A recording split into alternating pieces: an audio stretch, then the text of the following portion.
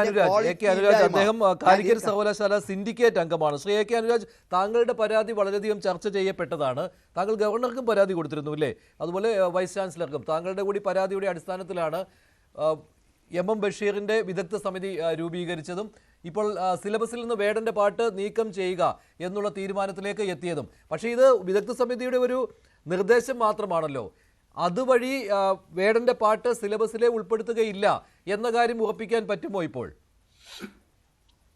ഇല്ല, ഇത് ഒരു പ്രോസസ്സാണ്. അതായത് നമുക്ക് അതിൻ്റെ അകത്ത് ഒരു ഘട്ടം, ഒരു നിർണായക ഘട്ടം നമ്മൾ പിന്നിട്ട് കഴിഞ്ഞു എന്നുള്ളതാണ്. അതായത് നമുക്ക് ബോർഡ് ഓഫ് സ്റ്റഡീസ് ഉണ്ട്. ബോർഡ് ഓഫ് സ്റ്റഡീസിനുള്ളത് റെക്കമെൻഡ് ചെയ്യാനുള്ള അധികാരമാണ്. അപ്പൊ അത് വെച്ച് അവർ റെക്കമെൻഡ് ചെയ്തു. പക്ഷെ സാധാരണ സംഭവിക്കാറ് മുതിർന്ന കോളേജ് അധ്യാപകരാണ്, പ്രൊഫസർമാരാണ്. അതുകൊണ്ട് സ്വാഭാവികമായിട്ടും ബോർഡ് ഓഫ് സ്റ്റഡീസ് മുന്നോട്ട് വെക്കുന്ന നിർദ്ദേശങ്ങൾ അക്കാഡമിക് കൗൺസിൽ അംഗീകരിക്കുകയാണ് ചെയ്യുക. അക്കാഡമിക് കൗൺസിലാണ് തീരുമാനിക്കേണ്ടത്. അക്കാഡമിക് കൗൺസിലിന്റെ തലപ്പത്തുള്ളത് വൈസ് ചാൻസലറാണ്. അപ്പൊ ഈ ഘട്ടം എല്ലാം കാലിക്കറ്റ് യൂണിവേഴ്സിറ്റിയുടെ കാര്യത്തിൽ ഈ ഹിരൺദാസ് മുരളിയുടെ പാട്ടിന്റെ കാര്യത്തിൽ കഴിഞ്ഞു. അങ്ങനെ സിലബസ് ആയിട്ട് അംഗീകരിച്ചു.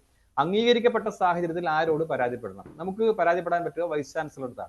അതാണ് ഞാൻ ആദ്യഘട്ടത്തിൽ ചെയ്തത്. വൈസ് ചാൻസലർക്ക് പരാതി നൽകി. തുടർന്ന് ചാൻസലർക്ക് ഈ കാര്യം ചൂണ്ടിക്കാണിച്ചുകൊണ്ട് അദ്ദേഹത്തിനും പരാതി നൽകി. അപ്പൊ അതേ തുടർന്ന് ചാൻസലർ വൈസ് ചാൻസലറോട് നിർദ്ദേശിച്ചു ഇതിന്റെ കാര്യത്തിൽ നടപടിയെടുക്കണം എന്ന് പറഞ്ഞ് നിർദ്ദേശം നൽകി.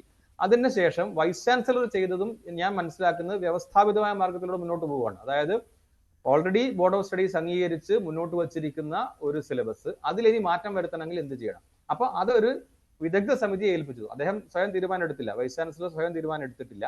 അദ്ദേഹം ഒരു വിദഗ്ധ സമിതിയെ പഠിക്കാൻ വേണ്ടി ചുമതലപ്പെടുത്തി. അതാരാണ്? നേരത്തെ കാലിക്കറ്റ് യൂണിവേഴ്സിറ്റിയിലെ Malayalam head of the department ആയിരുന്ന ഡോക്ടർ എം ബഷീർ, പൊതു സ്വീകാരനായിട്ടുള്ള ഒരു വ്യക്തി. അദ്ദേഹത്തോട് അത് പഠിക്കാൻ ആവശ്യപ്പെട്ടു. അതോടൊപ്പം മറ്റ് ചില കാര്യങ്ങളും കൂടെ അതിനകത്ത് പഠിക്കാൻ അദ്ദേഹം വൈസ് ചാൻസലർ ആവശ്യപ്പെട്ടിട്ടുണ്ട്. അങ്ങനെ ഡോക്ടർ എം ബഷീർ പഠിച്ചിട്ട് ഒരു റിപ്പോർട്ട് കൊടുത്തു. ആ റിപ്പോർട്ട് വായിച്ചു നോക്കിയാൽ നമുക്കറിയാം അതൊരു ന്യൂട്രൽ റിപ്പോർട്ടാണ്. അല്ലാതെ ഏതെങ്കിലും ഒരു പക്ഷത്തേക്ക് ചാഞ്ഞുകൊണ്ടോ ചെരിഞ്ഞുകൊണ്ടോ എന്നുള്ളതല്ല. അതൊരു മുതിർന്ന അധ്യാപകൻ എന്ന നിലയ്ക്കുള്ള ഒരു എന്താ പറയുക, ഏറെക്കുറെ ഒരു അൺബയസ്ഡ് ആയിട്ടുള്ള റിപ്പോർട്ടാണ്. ആ റിപ്പോർട്ട് വൈസ് ചാൻസലർക്ക് സമർപ്പിച്ചിരിക്കുകയാണ്. ഇനി വൈസ് ചാൻസലർ അനുരാജ്, താങ്കളുടെ പരാതി കൊണ്ട് ഉദ്ദേശിച്ചത് വേടന്റെ പാട്ട് പഠനാർഹമല്ല, അത് കുട്ടികളെ പഠിപ്പിക്കേണ്ടതല്ല, അതിലെ വരികൾ അതിന് യോഗ്യമല്ല, ഇതൊക്കെയായിരുന്നുവല്ലോ അല്ലേ? അതല്ലായിരുന്നോ പരാതിയുടെ കാതൽ? അതോ മറ്റെന്തെങ്കിലും കാരണമായിരുന്നുവോ താങ്കൾ ചൂണ്ടിക്കാണിച്ചിരുന്നത്? ഇതാണ്. പക്ഷെ ഞാൻ നേരത്തെ പറഞ്ഞ കാര്യം ഒന്ന് പൂർത്തിയാക്കാം. അപ്പൊ ഇന്നലെ സംഭവിച്ചതെന്ന് വെച്ചിട്ടുണ്ടെങ്കിൽ ചില മാധ്യമങ്ങളിൽ വരികയാണ്, ബോർഡ് ഓഫ് സ്റ്റഡീസിന്റെ തലപ്പത്തിരിക്കുന്ന വ്യക്തി പറഞ്ഞു ഈ പാട്ട് പഠിപ്പിക്കില്ല എന്ന് പറഞ്ഞു. പക്ഷെ ബോർഡ് ഓഫ് സ്റ്റഡീസ് ചെയർമാന് അത് പറയാനുള്ള അധികാരമുണ്ടോ എന്നുള്ളത് സംശയമാണ്. കാരണം ബോർഡ് ഓഫ് സ്റ്റഡീസിനുള്ളത് റെക്കമെൻഡ് ചെയ്യാനുള്ള അധികാരമാണ്. അപ്പൊ അതിനുശേഷം ഇനി ഇത് പഠിപ്പിക്കുമോ പഠിപ്പിക്കില്ലയോ എന്ന് തീരുമാനിക്കേണ്ടത് ഏറെക്കുറെ എനിക്ക് തോന്നുന്നു വൈസ് ചാൻസലറോ അല്ലെങ്കിൽ അദ്ദേഹം നിയോഗിക്കുന്ന ഏജൻസിയോ അല്ലെങ്കിൽ ബോർഡോ അങ്ങനെ വല്ലതും ആയിരിക്കണം. അതാണ് അതിന്റെ സ്ഥിതി. എന്റെ പരാതി വളരെ കൃത്യമാണ്. അതായത് ഹിരൺദാസ് മുരളി എന്ന വ്യക്തിയുടെ പാട്ട് ഉൾപ്പെടുത്തുന്നത് ഈ അഡോളസെന്റ് ഏജിലുള്ള ഈ കൗമാരപ്രായക്കാരായ കുട്ടികളെ ആ പാഠം പഠിപ്പിക്കുന്നത്, ആ പാട്ട് പഠിപ്പിക്കുന്നതിന് വലിയ ദോഷവശങ്ങളുണ്ട്. ഒന്നാമത്തെ കാര്യം, അദ്ദേഹം കഞ്ചാവ് കയ്യിൽ വെച്ചു എന്ന കേസിൽ കസ്റ്റഡിയിലായ ആളാണ്. അതുപോലെ തന്നെ ആ സമയത്ത് വനം വകുപ്പും കസ്റ്റഡിയിലെടുത്തു.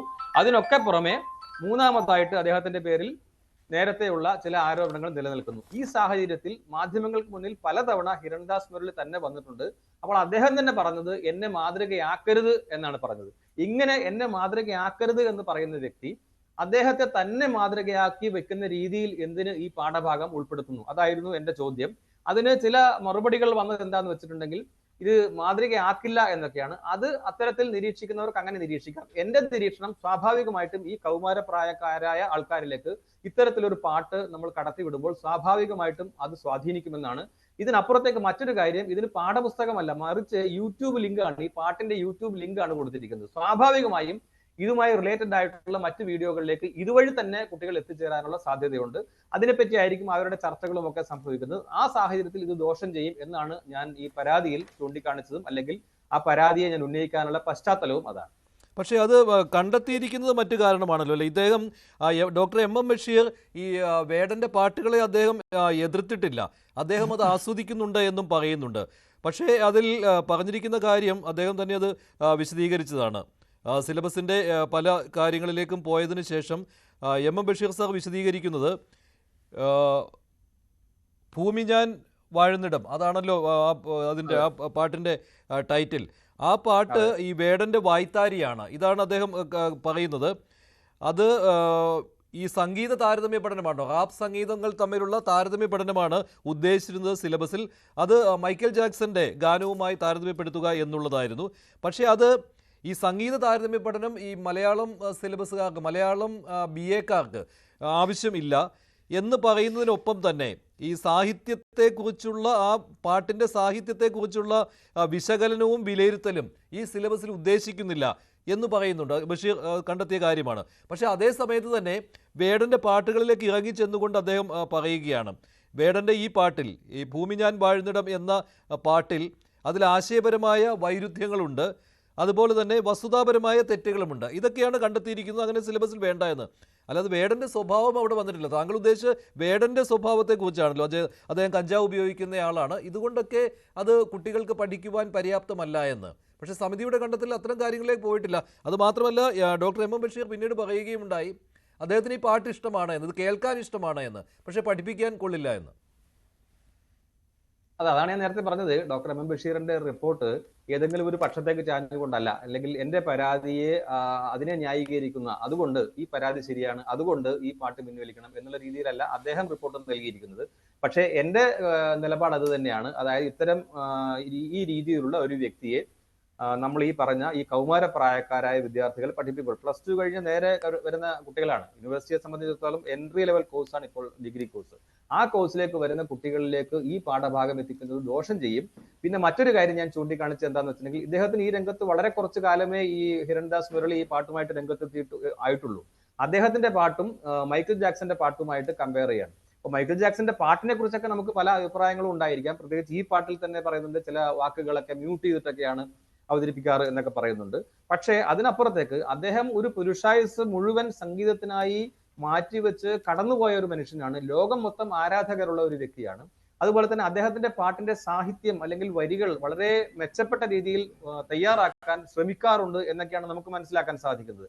എന്നാൽ ഇവിടെ ഇപ്പോൾ MM ബഷീർ സാർ തന്നെ അത് പറഞ്ഞിട്ടുണ്ട്. അതായത് ഹിരൺദാസ് മുരളിയുടെ പാട്ടിന്റെ നിലവാരത്തെക്കുറിച്ച്. കാരണം വസ്തുതാപരമായ വൈരുദ്ധ്യങ്ങൾ, ഉദാഹരണത്തിന് ശ്രീബുദ്ധനെ രക്തദാഹിയായിട്ട് അവതരിപ്പിക്കുന്നു, അല്ലെങ്കിൽ കശ്മീരിൽ ഒരു പിഞ്ചു ബാലിക വളരെ ദുഃഖകരമായ രീതിയിൽ മരിച്ചപ്പോൾ അതിനെ എങ്ങനെയാണോ തെറ്റായി അന്നത്തെ മുഖ്യധാര മാധ്യമങ്ങൾ വ്യാഖ്യാനിച്ചത്, അത്തരത്തിലൊരു കുട്ടിയുടെ പേര് കൊടുക്കരുത് എന്നത് പോലും മുഖ്യധാര മാധ്യമങ്ങൾ ആദ്യഘട്ടത്തിൽ ആ മര്യാദ പോലും പാലിച്ചിരുന്നില്ല. പിന്നീട് പൊതുസമൂഹത്തിൽ നിന്ന് എതിർപ്പ് ഉയർന്നപ്പോൾ ആ കുട്ടിയുടെ പേര് ഒഴിവാക്കി. പക്ഷെ ആ പേര് തന്നെ ഈ പാട്ടിൽ ഉപയോഗിച്ചിരിക്കുകയാണ്. ആ രീതിയിൽ പല വസ്തുതാപരമായ തെറ്റുകളും ഒക്കെ ഉൾപ്പെട്ടതാണ് ഈ പാട്ട്. ആ ഒരു പശ്ചാത്തലത്തിൽ ഞാൻ പക്ഷേ ഈ പാട്ടിലെ വരികളിലെ തെറ്റുകളെ ഞാൻ എന്റെ പരാതിയിൽ ചൂണ്ടിക്കാണിച്ചിരുന്നില്ല. ഞാൻ ചൂണ്ടിക്കാണിച്ചത് നേരത്തെ പറഞ്ഞ കാര്യമാണ്. തെറ്റായ മാതൃക സൃഷ്ടിക്കുന്നു, അതുപോലെ തന്നെ സമൂഹത്തിൽ അരാജകത്വം പോലുള്ള പ്രശ്നങ്ങൾ ഉണ്ടാക്കുന്നു. അതുപോലെ മറ്റൊരു കാര്യം, ഇന്ന് നമ്മുടെ കേരളത്തിന്റെ ഏറ്റവും വലിയൊരു ശാപമായിട്ട് നമ്മുടെ സംസ്ഥാന സർക്കാർ തന്നെ കണ്ടെത്തിയിട്ടുള്ളത് ഡ്രഗ് മെനസാണ്, അല്ലെങ്കിൽ ഈ ലഹരി വസ്തുക്കളുടെ കടന്നുകയറ്റമാണ്. അതിനെ പ്രതിരോധിക്കുന്നതിന് വേണ്ടി പലതരത്തിലുള്ള പദ്ധതികളുമായിട്ട് ഗവൺമെന്റ് തന്നെ മുന്നോട്ട് പോവുകയാണ്, അവയർനെസ് പ്രോഗ്രാം പോലുള്ള കാര്യങ്ങൾ. അത്തരം ഒരു പശ്ചാത്തലത്തിൽ ഈ വ്യക്തിയെ തന്നെ ഉൾപ്പെടുത്തുന്നത് എന്തിന്? മറ്റെന്തെന്ത് സാഹിത്യങ്ങളും പാട്ടുകളും ഒക്കെ മലയാളത്തിൽ ലഭ്യമാണ്, ഈ പാഠഭാഗമാക്കാൻ പറ്റുന്ന രീതിയിൽ ലഭ്യമാണ് എന്നുള്ളതാണൊന്ന്. ശരി, ശരി.